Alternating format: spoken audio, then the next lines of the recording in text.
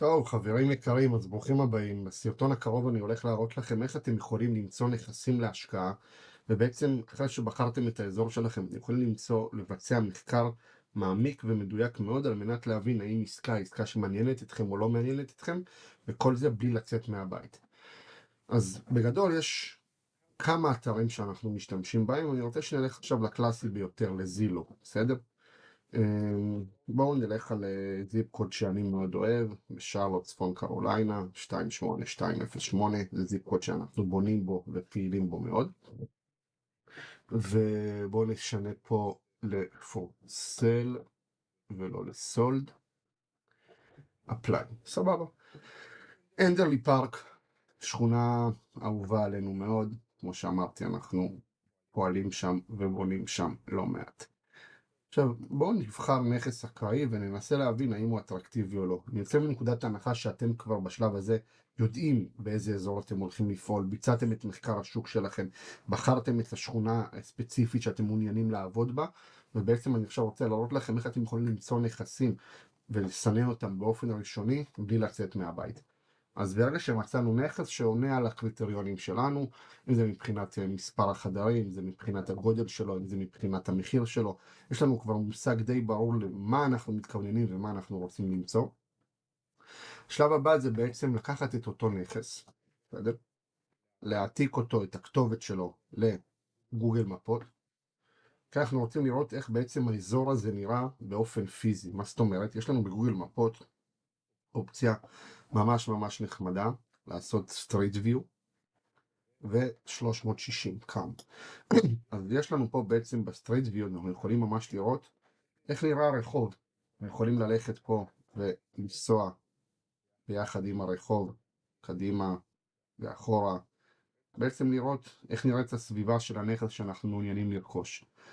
אז פה אנחנו יכולים לראות שזה רחוב מאוד מנומנם, בסדר? אין פה איזה דרך ראשית, אין פה איזה משהו מרגש מדי. יכולים לראות גם פה במפה שאנחנו נמצאים בסמוך לפארק, בסדר? אז זה גם כן נותן לנו הבנה שזה רחוב די מנומנם.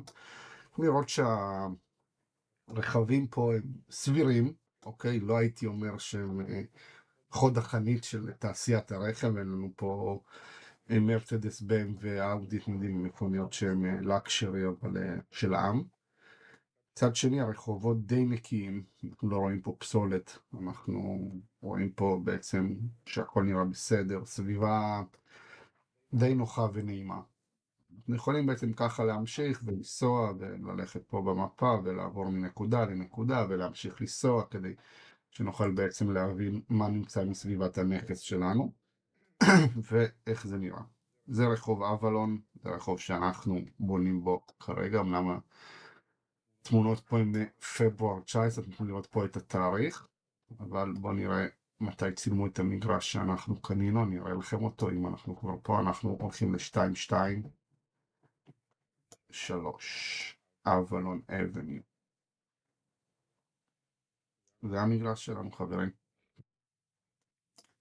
זה המגרש ממש פה, הפינתי הזה. זה כבר משנת 2025, זה כבר אנחנו עשינו, זה האתר שלנו מתחיל לרקום עור וגידים. לא זו הייתה המטרה של הסרטון, אבל אם אנחנו כבר פה, זה יכול להיות ממש נחמד ששיתפנו אתכם בזה. יפה מאוד, אחרי שמיצינו את עניין הסקירה של הכביש ושל הרחוב, בואו נלך ונראה כמה שכירות אפשר לקבל. הרי רובנו בסופו של דבר הולכים לקנות בתים על מנת להשכיר אותם ולקבל עליהם איזושהי תשואה. נכון שה-cash flow הוא לא המדד הכי חשוב שאנחנו באים לעשות עסקה, אבל כן אנחנו רוצים להבין פחות או יותר איפה אנחנו נמצאים.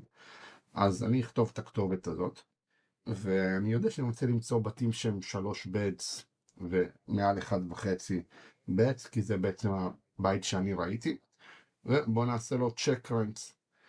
עכשיו פה אנחנו יכולים לקבל דוח שמראה לנו את השכירות הממוצעת, את השכירות החציונית, את הרבעון העליון ואת הרבעון התחתון.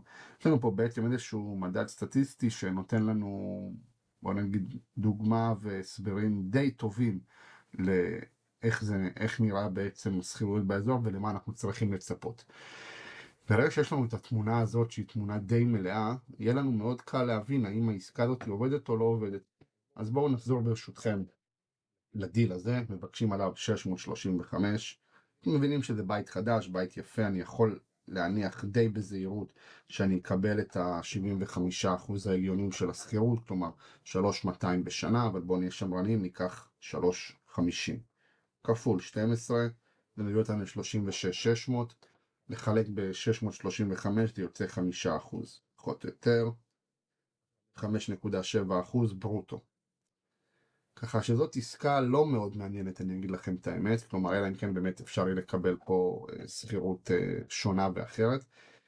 מי שמשתמש הרבה ורוכש בתים להשכרה, אז בעצם עושה מנוי פה לאתר הזה לרנטומטר, ואז הוא יכול לקבל דוח מלא ולעשות סאבסקריפשן לאתר שלהם, ואז הוא מקבל הרבה מאוד אופציות נוספות.